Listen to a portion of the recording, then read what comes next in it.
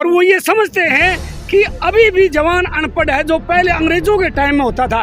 उनको ये पता नहीं है आज का जवान, आज का जेसीओज वेल एजुकेटेड आता है, अफसर से भी ज्यादा पढ़ा लिखा आर्मी में आता है। कि भाई ये तो कुछ कांग्रेसी है, अरे ये फौजी का तो धर्म है मातृ सेवा करना, और हम लोग तो न किसी पार्टी के थे और न किसी पार्टी के होंगे, मरते दम तक भारत माता की सेवा करेंगे। पूरा देश जानता है विडोज के बच्चे पढ़ने के लिए तरस रहे हैं, उनको खाने के लिए लाले पड़ रहे हैं। आज इस महंगाई के दौर पे उनके यहाँ कमाने वाला कोई नहीं है, वो कहाँ से खाना खाएं, कहाँ से वो बच्चे वेल एजुकेशन ले पाएंगे। इसलिए तो हम यहाँ बैठे हैं ताकि ये संसद में ये गूंज जाएगी, और बहुत जल्दी जाएगी। आने वाले समय में जब पूरा इंडिया यहाँ इकट्ठा होगा, संसद का बहुत कुछ हिल जाएगा। सर, आपको लगभग 1 महीना होने जा रहा है, लेकिन सरकार के कान हैं वो नहीं खुल रहे हैं और सरकार आपकी बात नहीं मान रही है। तो ऐसा क्या कारण है कि या तो आप सुना नहीं पा रहे हैं या फिर सरकार सुनना नहीं चाहती है? सरकार के पास जो सलाहकार है वो सरकार को गलत सलाह दे रहे हैं, जिससे कि हमारा जो ORP जो हमारी डिमांड है, जो हमारी दिक्कतें विसंगतियां हैं, वो सही ढंग से पेश नहीं कर रहे हैं। सलाहकार लोग गलत फीडबैक दे रहे हैं हमारे बारे में, इसलिए वो डिले कर रहे हैं। कौन लोग हैं जो गलत फीडबैक दे रहे हैं? जो ऊपर रैंकों में बैठे हैं, जो जहाँ से ये कंसीडर किया जाता है डिमांड में, वो लोग।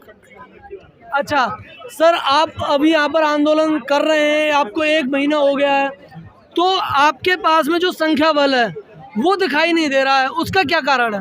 नहीं, कुछों की अपनी समस्याएं आ रहे हैं सिक्वेंसली, मतलब एक ही टाइम नहीं आ रहे हैं। सर 100-200 लोग आते हैं तो ये तो इतना बड़ा नंबर नहीं है। नहीं, कितने तो कॉलेज के लड़के इकट्ठे हो जाते हैं। कॉलेज के लड़कों को कुछ काम नहीं रहता है, यहाँ तो जिम्मेवारी भी है, पारिवारिक जिम्मेवारी भी है, और उसके बाद जिले वाइज आ रहे हैं यहाँ पर, जिले वाइज, जॉन वाइज और जिले वाइज आ रहे हैं। सर, आपको उम्मीद है ये आंदोलन बड़ा बनेगा?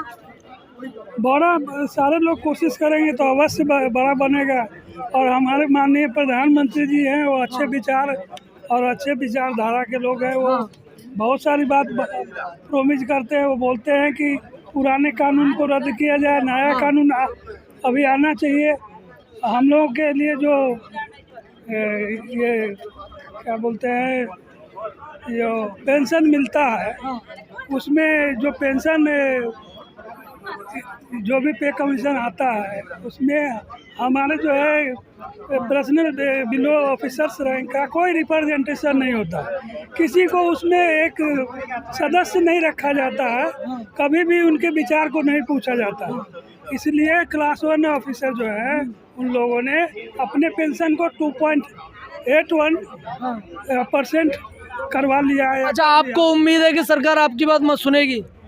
उम्मीद तो है, इसीलिए हम लोग बैठे हुए हैं, क्योंकि मोदी जी बोलते हैं कि पहले में जो भी विसंगतियां हैं उसको हमें दूर करना है, हमें देश को आगे ले जाना है। और हम लोग देखते भी हैं कि 1-2 बार जो है उन्होंने दीपावली जो है बॉर्डर पर जा कर के, दुर्गम इलाकों में जा कर के उन्होंने सैनिकों को के साथ मनाया, बिल्कुल बिल्कुल, मनोबल बढ़ाया, ठीक है। और हमें विश्वास है कि जो भूतपूर्व सैनिक है उनके लिए भी वो मतलब सोचेंगे, करेंगे, और वो तो सुधार करने के लिए खुद अपने आप को रिप्रेजेंट। हमारे साथ में कुछ और सैनिक है बात करने के लिए। सर, सरकार आपकी बातें क्यों नहीं सुन रही है? आप कैप्टन हैं? हाँ जी। अच्छा, कैप्टन ईश्वर सिंह भिवानी, हरियाणा से हूँ मैं। हाँ। और आपने बताया कि सरकार आपकी बातें क्यों नहीं सुन रही है। हाँ। सरकार की नॉलेज में हाँ। एक्चुअली में हमारी बात अभी आई है, उससे पहले उनको यही पता था कि जवान और जेसीओ का एक ही है, क्योंकि हमारे जो भूतपूर्व सैनिक हैं उनके साथ में अफसरों ने शुरू से ही क्या आप ये बोल रहे हैं कि देश की सेना है वो बट गई है जवान और ऑफिसर्स के बीच में? नहीं, कोई भेदभाव नहीं है, कोई बटी नहीं है। अगर सर भेदभाव नहीं है तो आप लोग यहाँ पर बैठे क्यों हैं? बैठे तो इसलिए हैं कि हमने जो हमारा जो हक था ना, कुछ रिटायर्ड अफसरों ने 420 करके अपनी चापलूसी के हिसाब से, और उन्होंने जो 97% जवान थे ना, जवान जेसीओज, उनका हक 3% रिटायर्ड अफसरों को दे दिया है, जो कि उनको लागू ही नहीं है। 1 रैंक 1 पेंशन का जो सिस्टम है वो वार विडोज और डिसेबल्ड जवान जेसीओज के लिए है, क्योंकि इनकी पेंशन कम थी, हर पे कमीशन में इनको पेंशन ठीक ढंग से मिलती आई है। पर अभी जो ORP 2 था, इसमें इसको कुछ अफसरों ने मिलके उसको उधर की बजाय उधर पलटा फेर दिया है। पर वो ये समझते हैं कि अभी भी जवान अनपढ़ है, जो पहले अंग्रेजों के टाइम में होता था। उनको ये पता नहीं है आज का जवान, आज का जेसीओज वेल एजुकेटेड आता है, अफसर से भी ज़्यादा पढ़ा लिखा आर्मी में आता है। इस बात को वो भूल गए हैं। यहाँ तक कि हमने यहाँ तक सुनने में आया है कि कुछ लोग ये बहक आ रहे हैं कि भाई जो सत्ता में हैं कि भाई ये तो कुछ कांग्रेसी है। अरे ये फौजी का तो धर्म है मातृ सेवा करना, और हम लोग तो न किसी पार्टी के थे और न किसी पार्टी के होंगे, मरते दम तक भारत माता की सेवा करेंगे। और ऐसी बात नहीं है, न ही किसी पार्टी, वो अपना इंडिविजुअल का वो होता है, किसी के बहकावे में आने वाले नहीं हैं हम। सर बिल्कुल सर, जब देश की जो सेना है वो जब पहरा लगाती है देश की सीमाओं पर, तभी हम लोग चैन से सो पाते हैं। लेकिन सर यहाँ पर सवाल ये उठता है कि इतनी बड़ी जिम्मेदारी को आप निभा कर आ रहे हैं, देश की सुरक्षा आप लोगों के हाथों में थी, लेकिन उसके बावजूद भी अगर मैं बात करूँ, यहाँ से संसद भवन 500 से 600 मीटर है, और जब मोदी जी जब सीमा पर जवानों के साथ में दिवाली मनाने जाते हैं तो यहाँ से 500 से 600 किलोमीटर चले जाते हैं, लेकिन कहीं ना कहीं 500 से 600 मीटर जो कि पैदल का रास्ता है उसे तय नहीं कर पा रहे हैं। ऐसा क्यों है? ये सब पता लग जाएगा आने वाले समय में, बहुत ही जल्दी। संसद क्या, पूरे देश को पता लग गया है कि भारतीय सेना के जवान और नारियां वहाँ बैठे हुए हैं। आज हमने देख लिया है और पूरा देश जानता है, विडोज के बच्चे पढ़ने के लिए तरस रहे हैं, उनको खाने के लिए लाले पड़ रहे हैं। आज इस महंगाई के दौर पे उनके यहाँ कमाने वाला कोई नहीं है, वो कहाँ से खाना खाएं, कहाँ से वो बच्चे वेल एजुकेशन ले पाएंगे? वो त्राई त्राई हो रही है। और इसीलिए तो हम यहाँ बैठे हैं कि ताकि ये संसद में ये गूंज जाएगी, और बहुत जल्दी जाएगी। आने वाले समय में जब पूरा इंडिया यहाँ इकट्ठा होगा, संसद का बहुत कुछ हिल जाएगा। आप लोग विडोज की बात कर रहे हैं, लेकिन कहीं ना कहीं जो महिलाएं हैं वो आपके इस आंदोलन में दिखाई नहीं दे रही हैं। ज़्यादा से ज़्यादा आती है तो एक महिला, अभी 2-3 दिन पहले से वो भी नहीं थी। तो ऐसा क्यों है कि महिलाओं का आपके जो ये आंदोलन है इसमें समर्थन प्राप्त नहीं है? ये कहीं ना कहीं ऐसे वाली बात हो गई कि आप लोग मेरे हक की बात कर रहे हैं, लेकिन मेरा समर्थन आप लोगों को है ही नहीं। ऐसा कुछ नहीं है। देखिए, आज उनको यहाँ पर जब हम गवर्नमेंट से परमिशन लेते हैं, पहले आपको पता है परमिशन ही नहीं थी यहाँ। उसके बाद 50 लोगों की परमिशन देगी, उसके बाद 100 लोगों की। अभी हम लोग हर डिस्ट्रिक्ट के ऊपर भी प्रदर्शन कर चुके हैं।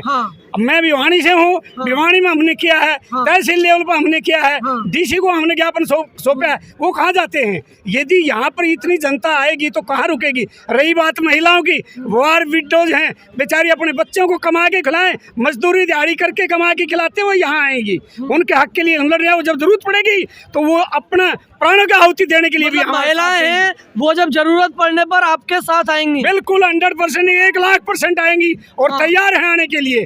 अभी यहाँ इतनी जनता आने के लिए तैयार है। हम खुद फोन कॉल करके बताते हैं भाई यहाँ अलाउ नहीं है, यहाँ भीड़ ज्यादा अलाउ नहीं है, परमिशन नहीं है। हम डिसिप्लिन सोचते रहे और हमेशा डिसिप्लिन में रह के हाथ के ऊपर काली पट्टी बांध रखी। आज हमने आज के दिन काली पट्टी इसलिए बांध रखी है ताकि हम शांतिपूर्वक डिसिप्लिन के साथ में रह के सरकार को ये चेताएं कि हाँ हमारा प्रदर्शन जारी है।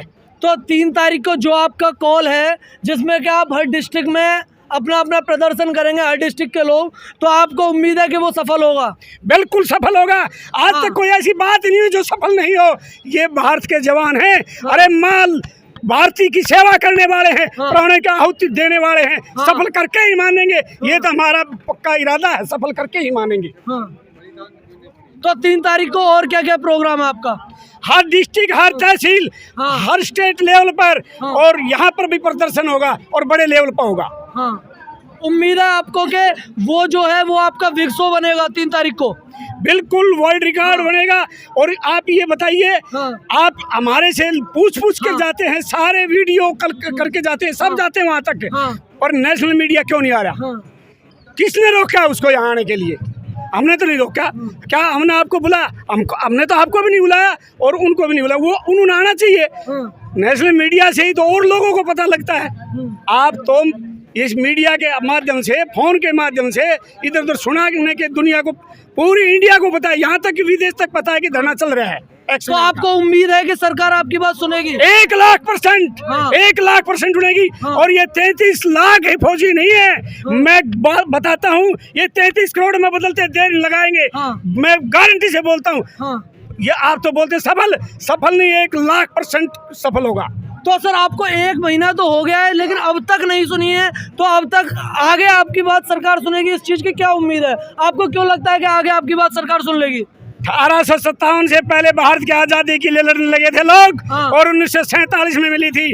और हम इस MSP 2 के मामले को अपने प्राणों की आहुति देने के लिए भी तैयार हैं। और आजादी इस टाइप के हम लेकर रहेंगे, अपने हक को लेकर रहेंगे, गारंटी है हमारी। अच्छा, एक सवाल और, ये जो आपकी लड़ाई है वो बराबरी की लड़ाई है या फिर पैसे की लड़ाई है? देखिए, हर आदमी अपने हक के लिए लड़ता है। हो सकता है हम 60 साल के हो गए, आज हैं कल नहीं रहे, और आने वाली पीढ़ियां रोएंगी इस देश के लिए कि हमारे बुजुर्गों ने कुछ नहीं किया। पहले अनपढ़ होते थे, उनको पता नहीं था क्या MSP है, क्या पे स्केल है। जैसे फौज में साइन करवा लिया, अंगूठा टिकवा लिया, वैसे चला गया।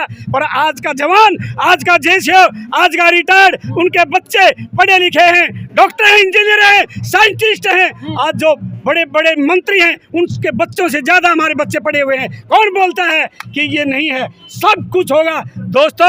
आज अभी तो जंग शुरू हुई है और इनको झुकना ही पड़ेगा इन जवानों के सामने। हम भारत माता की कसम खा के, आपको पूरी उम्मीद है कि आपकी जीत होनी है? 100%, 1,00,000% उम्मीद है। हाँ। इरादा ही हम जीतने के लिए आए हैं, हाँ। फैल होने के लिए तो पैदा ही नहीं हुए हम। हाँ। चलिए, ये थे देश के पूर्व सैनिक जिन